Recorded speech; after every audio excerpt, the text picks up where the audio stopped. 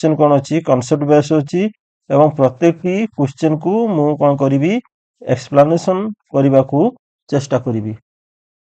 प्रथम question T कौन अच्छी ना प्रथम क्वेश्चन जो अच्छी 1952 मसीह केउ दुई देश उत्तर आंटार्कटिक चुक्ति संगठन रे जोग देइथिले। ये जो उत्तर आंटार्कटिक चुक्ति संगठन जोटा कि तुम कह जाए नाटो नॉर्थ आंटार्कटिक ट्रिटी ऑर्गेनाइजेशन को देश जो जोग देइथिले ऑप्शन अछि तुर्की एवं ग्रीस, ग्रीस और पश्चिम जर्मनी, तुर्की और पश्चिम जर्मनी, ग्रीस और बुल्गारिया। यार सटीक आंसर हम कौन तुर्की एवं ग्रीस। तापर देखिबा 2 नंबर क्वेश्चन टी कौन अछि 2 नंबर क्वेश्चन टी अछि तमरो केउ मसिया परे साम्यवादी माने पश्चिम यूरोप और आंटार्कटिक अंचल क्षमता विस्तार करि पारि नथिले। केउ मसिया ऑप्शन गुडी अछि 1941, 1947, 1949, 1950। यार सटीक आंसर टी कौन हबो ना सटीक आंसर टी हबो 1949। कारण 1949 रे नाटो स्थापित हला। नाटो स्थापित हबा फଳରେ कौन हो पाइला ना पश्चिम यूरोप और आंटार्कटिक को साम्यवादी प्रसार हो पाइला नहीं। यार कारण कौन ना सोवियत रो जो प्रभाव को रुकिबा पाई यूएसए अधीन रे कौन करा गला ना नाटो गठन करा हेतला। जहा फल कौन हैला ना ए नाटो ए साम्यवाद रो प्रसार को कौन कर पारथिला रुकी देइथिला। तापर नेक्स्ट क्वेश्चन देखिबा। नेक्स्ट क्वेश्चन अछि 1952 मसीहा मे मास 27 तारिख रे यूरोपीय प्रतिरक्षा गोष्ठी प्रतिष्ठान निमंते केउठारे चुक्ति स्वाक्षरित होइतिला। ऑप्शन अछि पेरिस, पोलैंड, हॉलैंड, नॉर्वे। यार सटीक आंसर टी कोन हबो ना सटीक आंसर टी हबो पेरिस। ए जो पेरिस निमंते सॉरी पेरिस रे कोन हितला यूरोपीय प्रतिरक्षा गोष्ठी मानकर कोन हितला प्रतिष्ठा निमंते 1952 मसीहा मे 27 तारिख में फ्रांस राजधानी जो पेरिस से चुक्ति स्वाक्षर होइतिला। किंतु ये जो फ्रांस जो संसद अछि माने ताको पार्लियामेंट रे या अनुमोदन होई पाइला नहीं तेणु करी ये कार्यकारी करि पाइला। तापर हम देखिबा 1954 मसीहा 28 सेप्टेम्बर रु 3 अक्टोबर पर्यंत केउठारे पश्चिम यूरोपीय राष्ट्र मध्य बुझामणा निमंते एक सम्मेलन आयोजन कराला। ऑप्शन गुडी को अछि स्पेन, जापान, इंग्लैंड, युक्तराष्ट्र अमेरिका। या सटीक आंसर टी कोन हबो द सटीक आंसर टी हबो लंडन। 1954 मसीहा सेप्टेम्बर 28 रु अक्टोबर 3 पर्यंत ब्रिटेन राजधानी लंडन ले पश्चिम यूरोपीय राष्ट्र मान मध्य एक गुरुत्वपूर्ण सम्मेलन अनुष्ठित होइतिला। यही लंडन सम्मेलन रे पश्चिम जर्मनी को नाटो रे शामिल करिबा एवं पश्चिम यूरोप रे सामरिक सहयोग संपर्क चर्चाटी होइतिला। ठीक अछि नेक्स्ट जिबा। नेक्स्ट क्वेश्चन 1948 रे केउ चुक्ति आधार रे पश्चिम यूरोप रे एक ऐकी प्रतिष्ठा निमंते एक योजना प्रस्तुत कराइथिला। ऑप्शन गुडी होची वारस चुक्ति, पेरिस चुक्ति, ब्रसलेस चुक्ति एवं बस्टा चुक्ति। यार सटीक आंसर टी कोन हबो ना सटीक आंसर टी हबो ब्रसलेस चुक्ति। ए जो ब्रसलेस चुक्ति ता कोन हेतिला केबे स्वाक्षर हेतिला 1948 मसीहा रे। ताहा मध्य होइतिला ना पश्चिम यूरोपीय संघ वेस्टर्न यूरोपियन यूनियन एंकरी मध्य होइतिला। ये प्रतिष्ठार मूल भित्ति कौन थिला ना यह बेल्जियम राजधानी ब्रसले रे माने कौन हेतिला तमरो ब्रसले रे हेतिला एवं एठारे पश्चिम यूरोप रो आर्थिक सामाजिक एवं सांस्कृतिक सहयोगर कल्पना कराइथिला।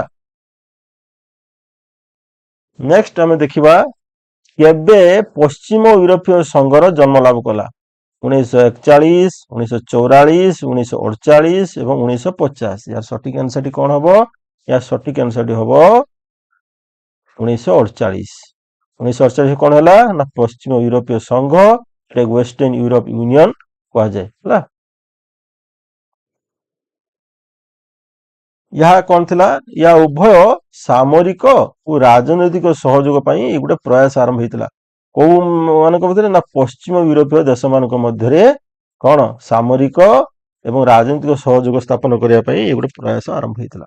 ତାପରେ ଆମେ ଦେଖିବା ନେକ୍ସଟ କ୍ୱେଶ୍ଚନ ହେଉଛି ଦକ୍ଷିଣ ପୂର୍ବ ଏସିଆର ରୁଷ ଏବଂ ସାମ୍ୟବାଦୀ ଚୀନର ପ୍ରଭାବକୁ ହ୍ରାସ କରିବା ନିମନ୍ତେ 1954 ମସିହା ସେପ୍ଟେମ୍ବର 8 ତାରିଖ ଦିନ କାହା ନେତୃତ୍ୱରେ ଦକ୍ଷିଣ ପୂର୍ବ ଏସିଆର ଏକ ଚୁକ୍ତି ସଂଗଠିତ ହେଇଥିଲା। ତ ରୁଷର ପ୍ରଭାବ ଦେଖ ଅପସନ ଗୁଡ଼ିକ ଅଛି ସୋଭିଏତ ରୁଷ, ସ୍ପେନ, ଇଟାଲୀ, ଯୁକ୍ତରାଷ୍ଟ୍ର ଆମେରିକା।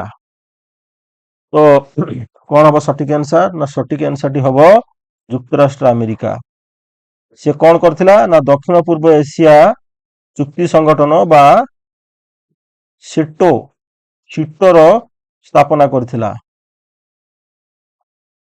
ସାଉଥ ଇଷ୍ଟ ଏସିଆନ ଟ୍ରିଟି ଅର୍ଗାନାଇଜେସନ।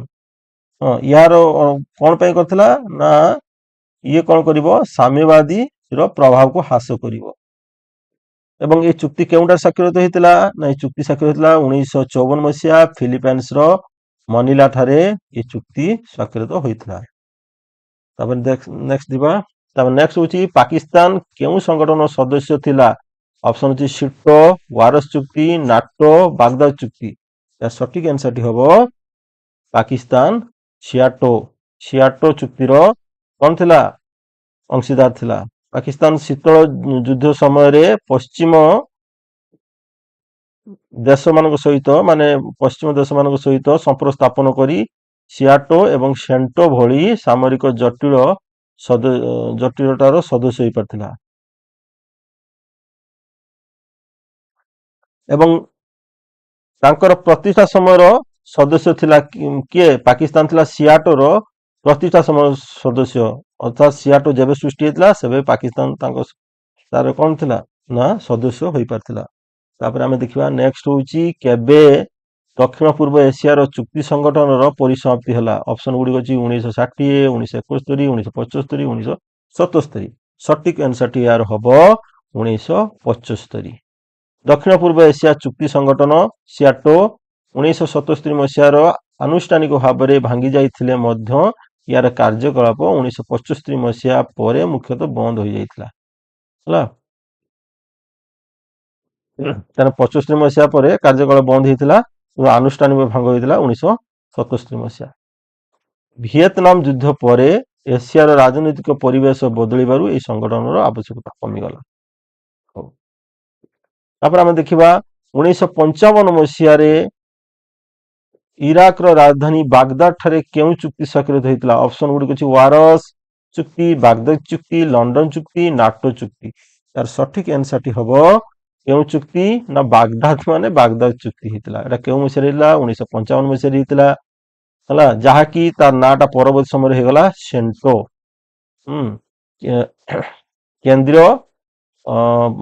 କେନ୍ଦ୍ରୀୟ ଚୁକ୍ତି ସଂଗଠନ।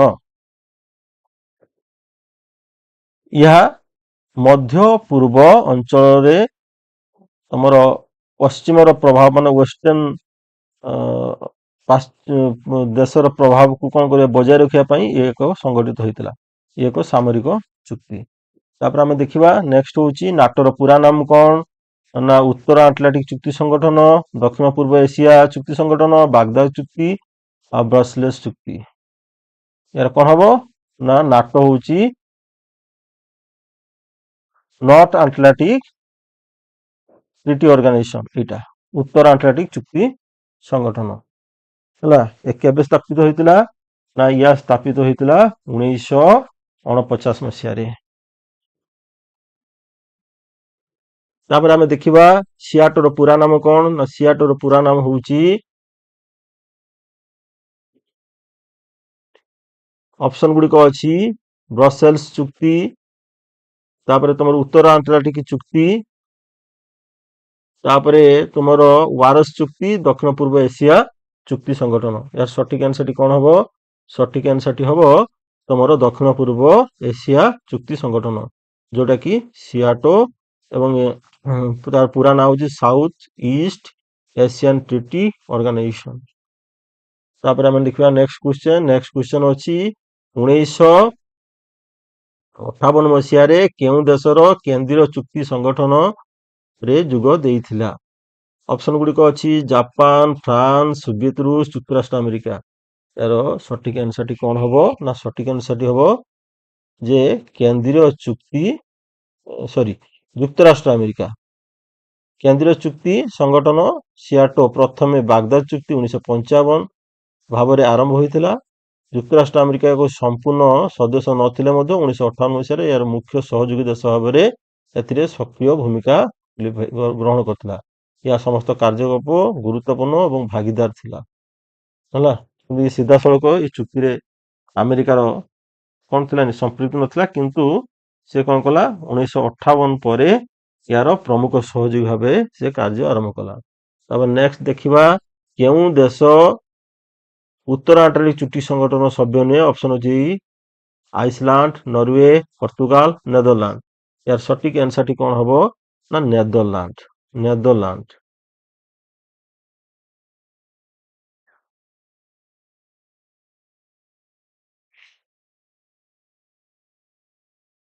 ଗୋଟେ ମିନିଟ ନେଦରଲ୍ୟାଣ୍ଡ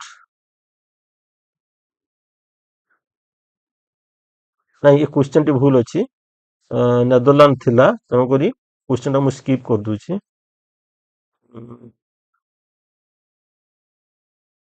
ଦେଖ ଆମର ନାଟୋର 1949 ରେ ନାଟୋର 12 ଜଣ ମୂଳ ସଦସ୍ୟ ଥିଲେ। ଏଥିରେ 4ଟି ଯାକ ଦେଶ ଅନ୍ତର୍ଭୁକ୍ତ ଥିଲେ ଆଇସଲ୍ୟାଣ୍ଡ, ନରୱେ, ପର୍ତ୍ତୁଗାଲ, ନେଦରଲ୍ୟାଣ୍ଡ। ତେଣୁକରି ଅପସନ ଗୁଡିକ ସବୁ ଅପସନ ଠିକ ଅଛି, ତେଣୁ କ୍ୱେଶ୍ଚନ ଟି ଭୁଲ ଅଛି। ତାପରେ ତମର ଦେଖ କେଉଁ ଦେଶ ଦକ୍ଷିଣ ପୂର୍ବ ଏସିଆ ଚୁକ୍ତି ସଂଗଠନ ସଦସ୍ୟ ନୁହେଁ ବା ସଭ୍ୟ ନୁହେଁ? সোভিয়েত ରୁଷ, ଫ୍ରାନ୍ସ, ବ୍ରିଟେନ ଏବଂ ଅଷ୍ଟ୍ରେଲିଆ। ଏହାର ସଠିକ ଆନ୍ସରଟି କଣ ହବ ନା ସଠିକ ଆନ୍ସରଟି ହବ সোভিয়েত ରୁଷ। সোভিয়েତ ରୁଷ। ସିଆଟୋ ହେଉଛି ଏକ ପଶ୍ଚିମ ଗୋଷ୍ଠ ନିୟନ୍ତ୍ରିତ ସାମରିକ ସଂଗଠନ ଯାହାକି ସାମ୍ୟବାଦୀର ବିରୋଧୀ ଥିଲା। সোভিয়েତ ରୁଷ ଏକ ସାମ୍ୟବାଦୀ ରାଷ୍ଟ୍ର ଭାବେ ଏହି ସଂଗଠନ ବିରୋଧୀ ଶିବିରରେ ଥିଲା ଏବଂ କଦାପି ଏହାର ସଦସ୍ୟ ନଥିଲା। ତେଣୁକରି ସିଆଟୋର ସଦସ୍ୟ ରୁଷ ନଥିଲା। ଫ୍ରାନ୍ସ, ବ୍ରିଟେନ, ଅଷ୍ଟ୍ରିଆ ସିଆଟୋର ସଦସ୍ୟ ଥିଲେ। ଠିକ ଅଛି। ତାପରେ ନେକ୍ସଟ ଦେଖିବା। ନେକ୍ସଟ କଣ ଅଛି? ଦକ୍ଷିଣ ପୂର୍ବ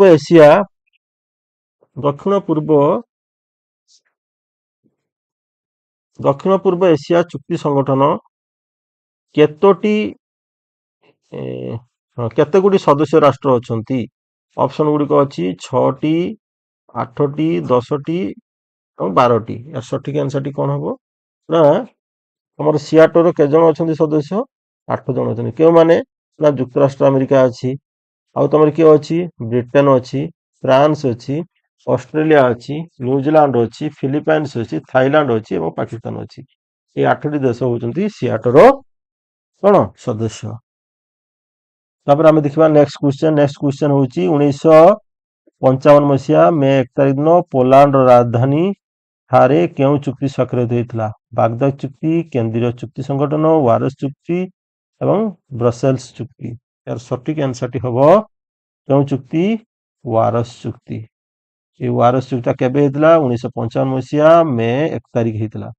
କୋଉଠି ନା ପୋଲାଣ୍ଡର ରାଜଧାନୀ ୱାରସ ଠାରେ ହେଲା। ଏଠାରେ କଣ ହେଇଥିଲା ନା ସାମ୍ୟବାଦୀ ରାଷ୍ଟ୍ରମାନଙ୍କ ମଧ୍ୟରେ ଏକ ସାମରିକ ଗଠନ କରିବା ପାଇଁ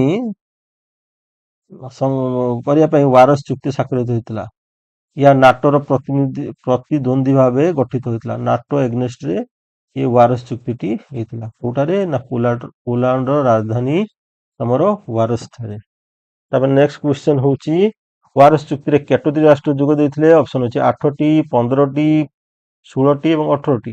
ତାର ସଠିକ ଆନ୍ସରଟି କଣ ହବ ନା 8ଟି ରାଷ୍ଟ୍ର ଯୋଗ ଦେଇଥିଲେ ହେଲା। ଏହାର 8 ଜଣ ସଦସ୍ୟ ଥିଲେ। ଗୋଟେ ହେଲା ଆଲବେନିଆ, ବୁଲଗାରିଆ, ଚେକୋସ୍ଲୋଭାକିଆ, ଜର୍ମାନୀ, ପ୍ରଜାତାନ୍ତ୍ରିକ ଗଣରାଜ୍ୟ ଯୋଉଟା କି ତମର ପୂର୍ବ ଜର୍ମାନୀ, ସେତେବେଳେ ପୂର୍ବ ଜର୍ମାନୀ, ତାପରେ ହଙ୍ଗେରୀ, ପୋଲାଣ୍ଡ, ରୋମାନିଆ, ସୋଭିଏତ ଯୁକ୍ତରାଷ୍ଟ୍ର ହେଲା ଏବଂ ଆଲବେରିଆ କଣ ହେଲା 1968ରେ ଏଥିରୁ ପ୍ରତ୍ୟାହାର ହୋଇଯାଇଥିଲା।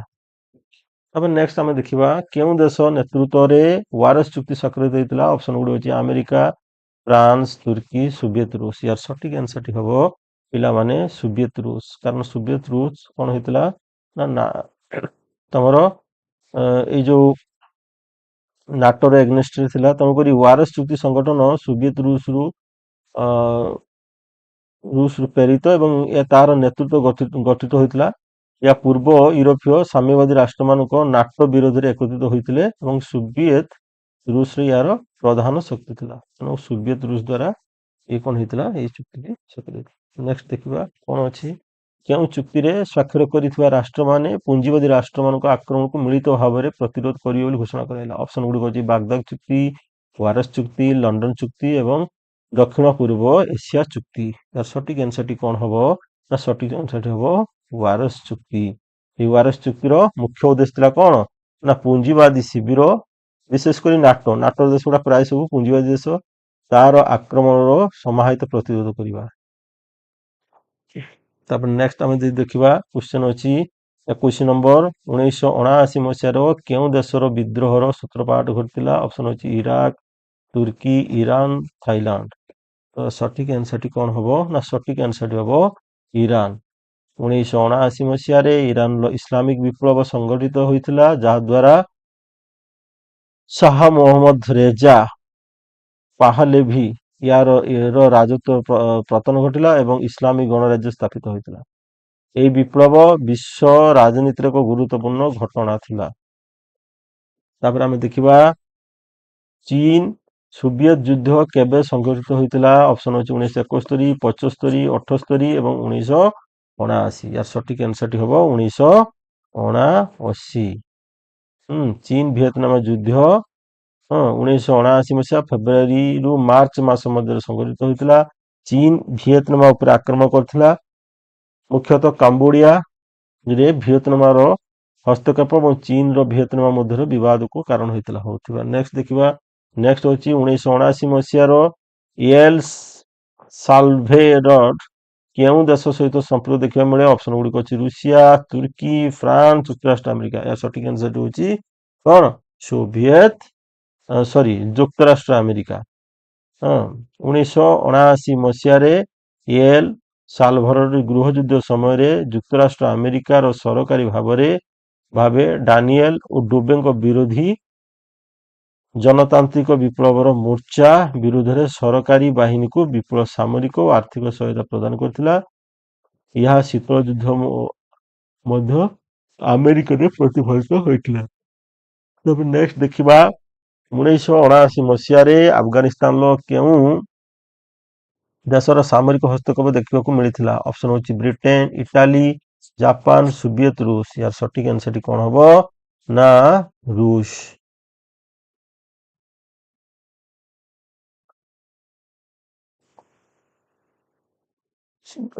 1979 ମସିହା ଡିସେମ୍ବର ମାସ ସୋଭିଏତ ସେନା ଆଫଗାନିସ୍ତାନରେ ପ୍ରବେଶ କରି ସେଠାରେ ସାମ୍ୟବାଦୀ ସରକାରଙ୍କୁ ସମର୍ଥନ କରିଥିଲା।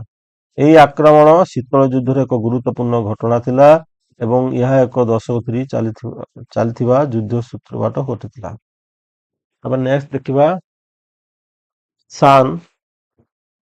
ସାଲଭେଡର କେଉଁ ଦେଶର ରାଜଧାନୀ? ଅପସନ ଗୁଡ଼ିକ ଅଛି ଭିଏତନାମ, ନାଇଜେରିଆ, ଗ୍ୱାଟେମାଲା ଏବଂ ଏଲ ସାଲଭେଡର।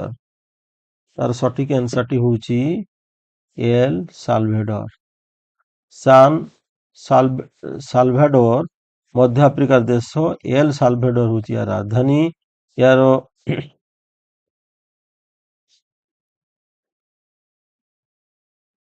ତାପରେ ଦେଖିବା କେବେ ମିଖାଇଲ ଗୋରବାଚେv ସୋଭିଏତ ପଲିଟି ବ୍ୟୁରୋର ସାଧାରଣ ସମ୍ପାଦକ ପଦ ଅଳଙ୍କୃତ କରିଥିଲେ?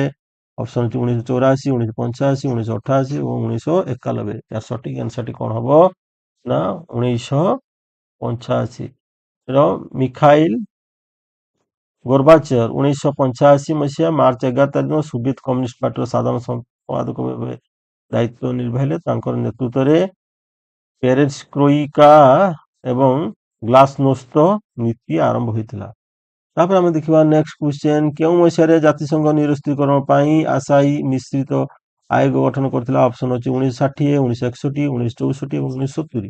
ଏହାର ସଠିକ ଆନ୍ସରଟି କଣ ହବ ନା ସଠିକ ଆନ୍ସରଟି ହବ 1961। ମିଳିତ ଜାତିସଂଘ 1961 ମସିହା ନିରସ୍ତ୍ରୀକରଣ ବିଷୟରେ ଆଲୋଚନା କରିବା ପାଇଁ ଏକ ଅସ୍ଥାୟୀ ମିଶ୍ରିତ ଆୟୋଗ ଗଠନ କରିଥିଲା। ତାପରେ ଆମେ ଦେଖିବା ନେକ୍ସଟ କ୍ୱେଶ୍ଚନ ଯେ ଲଣ୍ଡନର ନୌସେନା ସନ୍ଧି କେବେ ସ୍ୱାକ୍ଷରିତ ହୋଇଥିଲା? ଅପସନ ଅଛି 1932, 1936, 1944 ଏବଂ 1949। ଏହାର ସଠିକ ଆନ୍ସରଟି ହବ 1936 ମସିହା। କଣ ହେଇଥିଲା ନା ଲଣ୍ଡନ ନୌସେନା ସନ୍ଧି ବା ଲଣ୍ଡନ ନେଭାଲ ଟ୍ରିଟି, ଯୋଉଟା କି 1936 ମସିହାରେ ସ୍ୱାକ୍ଷରିତ ହୋଇଥିଲା, ଯାହା ବିଭିନ୍ନ ରାଷ୍ଟ୍ରଙ୍କର ନୌସେନାର ଶକ୍ତି ସୀମିତ କରିବାର ଲକ୍ଷ୍ୟ ଥିଲା। ତାପରେ ଆମେ ଦେଖିବା ନେକ୍ସଟ କ୍ୱେଶ୍ଚନ ଯେ ଆଙ୍ଗ୍ଲୋ ଜର୍ମାନ ନୌସେନା ସନ୍ଧି କେବେ ସ୍ୱାକ୍ଷରିତ ହୋଇଥିଲା? ଅପସନ ଅଛି 1930, 1931, 1934 ଏବଂ 1935। ଏହାର ସଠିକ ଆନ୍ସରଟି କଣ ହବ ନା 1935 ମସିହା। ଆଙ୍ଗ୍ଲୋ ଜର୍ମାନୀ ନୌସେନା ଚୁକ୍ତି, ଆଙ୍ଗ୍ଲୋ ଜର୍ମାନ ନେଭାଲ ଆଗ୍ରିମେଣ୍ଟ 1935 ମସିହା ଜୁନ 18 ତାରିଖରେ ସ୍ୱାକ୍ଷରିତ ହୋଇଥିଲା। ଏହା ଜର୍ମାନୀର ନିଜର ନୌସେନାକୁ ବ୍ରିଟିଶ ନୌସେନାର 35% ପର୍ଯ୍ୟନ୍ତ ବୃଦ୍ଧି କରିବାକୁ ଅନୁମତି ଦେଇଥିଲେ। ତାପରେ ଆମେ ଦେଖିବା ନେକ୍ସଟ କ୍ୱେଶ୍ଚନ ମିଳିତ ଜାତିସଂଘ ଦ୍ୱାରା ପରମ୍ପରାଗତ ଶସ୍ତ୍ର ଆୟୋଗ କେବେ ଗଠିତ ହୋଇଥିଲା? ପାରମ୍ପରିକ ଆୟୋଗ ଦେଖ ଅପସନ ଅଛି 1944, ତାପରେ ଅଛି କଣ ନା 1947 ଏବଂ କଣ ଅଛି ନା 1948 ଏବଂ ତା ସହିତ ଅଛି 1950।